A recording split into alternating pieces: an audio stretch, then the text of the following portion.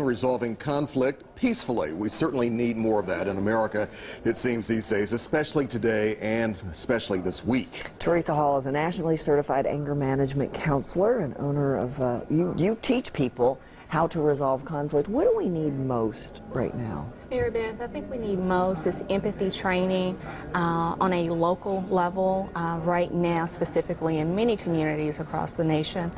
The empathy training could be implemented through neighborhoods, communities, public systems. So we definitely need to be able to understand where someone else is coming from. Where does that breakdown come from, though? Why don't we understand each other more? You would think in these days and times we would, this being the 21st century, but obviously we still, as they say, have a long way to go. Yeah, the breakdown is a focus on self. And focused on meeting our own needs versus the needs of others. And so that's a lack of empathy, which is basically apathy, no concern, no regard for others. Does that start in childhood? Is it just that you're not? It could start in childhood. It could start through a divorce. It could start through a really bad relationship. It could start through being terminated from employment. So it could start a number of places. So we're more connected than ever, but disconnected at the same time. Especially through social media. And it seems like a lot of times some people turn to social media to preach to their choir. And that seems to also add to that divisiveness that we see and Absolutely, feel. because they're not considering the views of others, the perspectives of others, that we see things differently. We're wired differently. We have different experiences and different encounters, which helps to establish our judgment and our perspectives. So what does an empathy training session look like?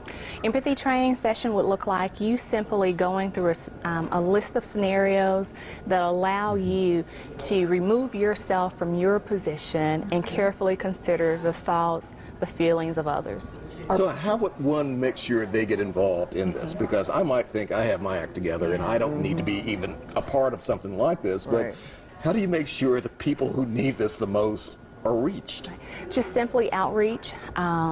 It needs to reach the masses through outlets like this, you know, and so this is a great segment to actually identify that there is a need for empathy training in the communities by publicizing it.